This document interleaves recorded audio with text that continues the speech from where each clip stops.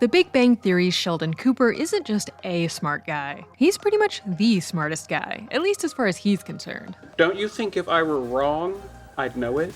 While he is incredibly book smart, there are other parts of life that he definitely doesn't get. His oversized ego and belief that his opinion is the only one that matters can make him pretty tiring to be around. But he also has a deeper, more caring side that he's able to let out with the help of his friends. Sheldon's story is the perfect example of why emotional intelligence is an important part of a happy life, even if you think your book smarts are more than enough. I always listen to myself. It's one of the great joys of my life. Let's take a deeper look at Sheldon's story, and how he grew from a self-centered smart guy that scares away everyone in his life into a self-centered smart guy whose life is filled with deep connections. This honor doesn't just belong to me. I wouldn't be up here if it weren't for some very important people in my life. Sheldon Cooper isn't just your regular smart guy. He was a literal child prodigy and started college at only 11 years old. He taught as a visiting professor at the Heidelberg Institute in Germany at only 15, and got his first PhD at only 16. Being aware of and secure in his great capacity for absorbing knowledge and thinking constructively about physics from such an early age gave Sheldon a supreme level of confidence in his own smarts. He not only never questions himself, he thinks he's always the most correct, and possibly one of the smartest people to ever live. His superiority complex developed early, with him coming to the conclusion that he was clearly better than his siblings because they weren't as smart as he was. I'm exceedingly smart. I graduated college at 14. While my brother was getting an STD, I was getting a PhD. But his nerdy nature also led to some problems. His father wanted him to be into more stereotypically male things like football, instead of Star Trek and comic books. And kids at school often bullied him, both because of his nerd status and his better-than-everyone attitude. Sheldon never really had much of a strong interest in human connection. His focus was always on science and discovery. On Young Sheldon, the Big Bang Theory prequel focused on his childhood, we see that Sheldon did on occasion learn important life lessons and seem to grow as a person. But the Sheldon we meet in the first season of the Big Bang Theory seems to have possibly regressed a bit in that regard. Please email it to sheldon@bazinga.biz. Why.biz? Because I just gave you the business. And also bazinga.com was taken. This actually isn't a total surprise. Sheldon went through a lot in the years between the era of young Sheldon and the point we're introduced to him in the first episode of The Big Bang Theory.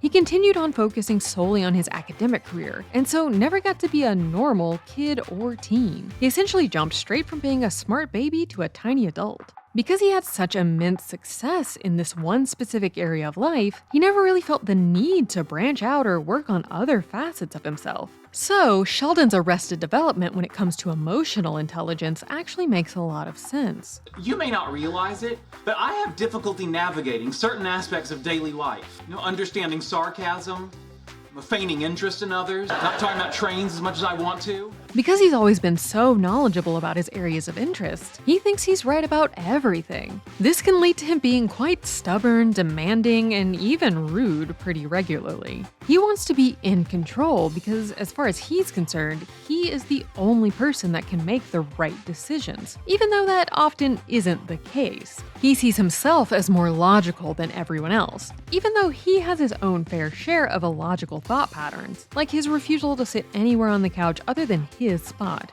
Though, of course, he always feels like he has a logical explanation for everything. The fact is, it wouldn't kill us to meet some new people. For the record, it could kill us to meet new people.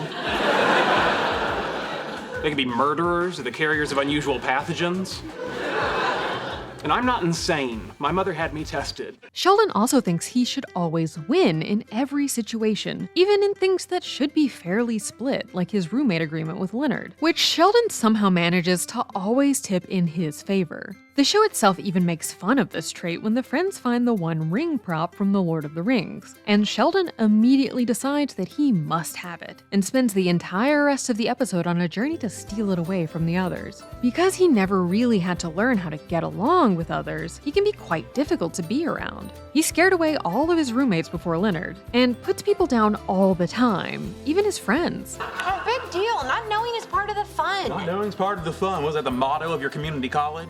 But his attitude provides challenges for him, too. He doesn't understand many social interactions and often doesn't pick up on jokes. And just generally has a pretty hard time with the human nature part of being a human.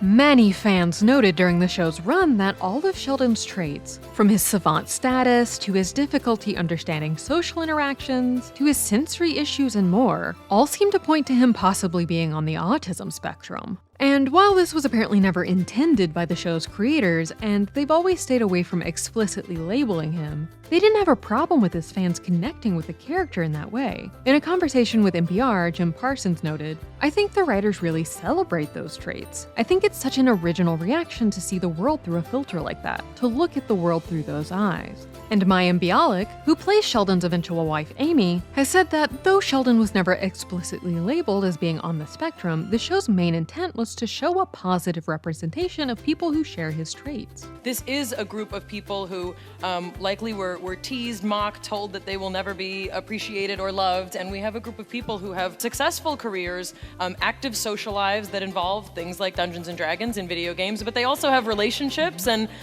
that's a fulfilling and satisfying life, and I think that's what we really try and show on our show. And it's really this that makes Sheldon such a special character. The show doesn't force him to change who he is, but importantly does allow him to grow while still being true to himself, and not having to iron out his quirks. And while Sheldon might have already known everything about physics, he had a lot to learn about being a friend. Sheldon might love to overthink every situation, but if you don't want to waste time thinking about meal planning, you need to check out today's sponsor, Factor. As America's #1 ready-to-eat meal delivery service, Factor can take the stress out of deciding what to eat and help you set yourself up for success in the new year. Say goodbye to grocery shopping, prep work, and cooking fatigue, and hello to chef-crafted, dietitian-approved meals delivered right to your door. With over 35 meal options each week, with tons of variety from keto to vegan to calorie smart and more, and more than 55 weekly add-ons, you'll never run out of nutritious and tasty meal options to fuel your brain and body. I love Factor's awesome add-on options, like breakfast, smoothies, and other flavorful snacks that help me keep going no matter what the day brings. Support the take and lower your mealtime stress this year with Factor. Head to factormeals.com/thetake50 and use code THETAKE50 to get 50% off. That's code THETAKE50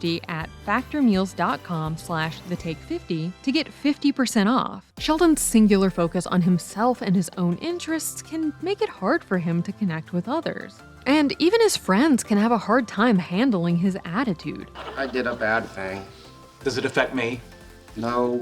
And suffer in silence. As much as they love him, it can be grating to constantly get talked down to. He puts down Penny for not being book smart, bullies Howard for only being an engineer and not having a PhD, and even disrespects Amy's accomplishments for not being as important as his.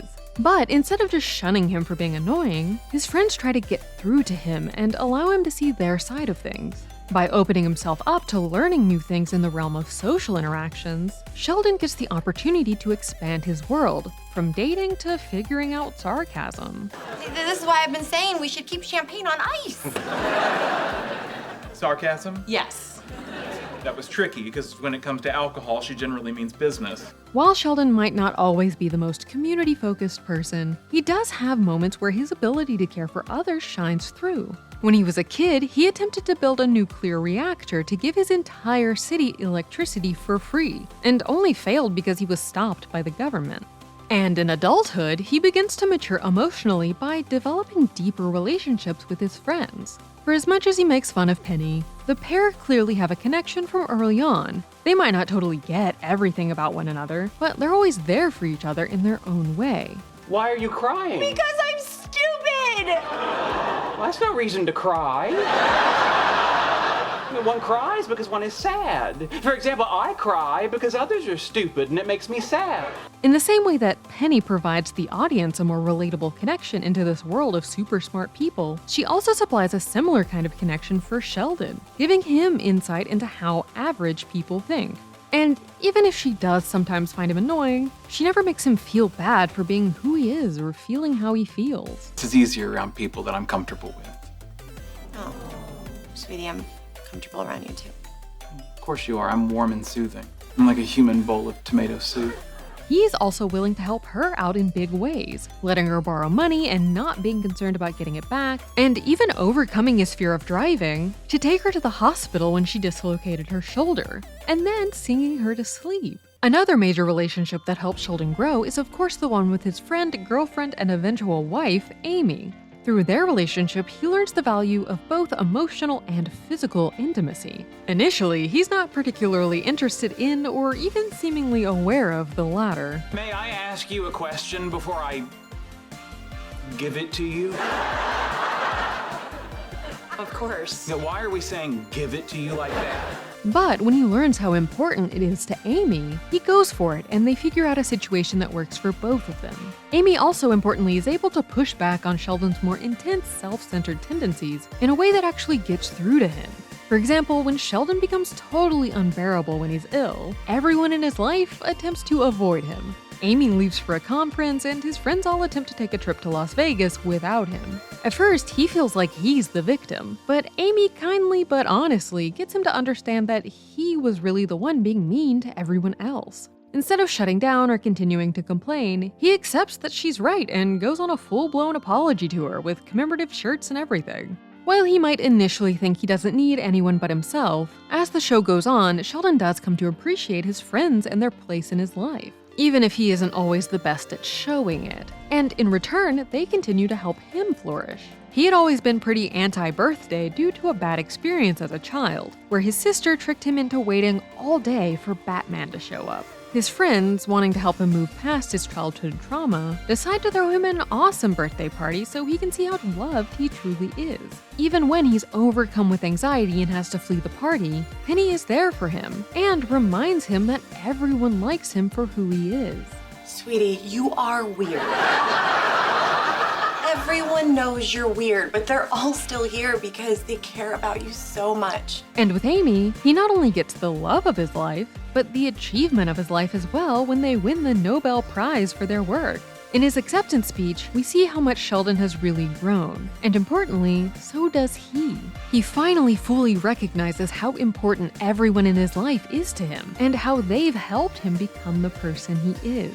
I have been encouraged, sustained, inspired, and tolerated, not only by my wife, but by the greatest group of friends anyone ever had.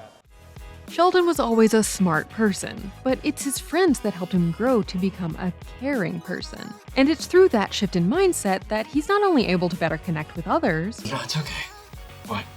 When I lost my own father, I didn't have any friends to help me through it. You do.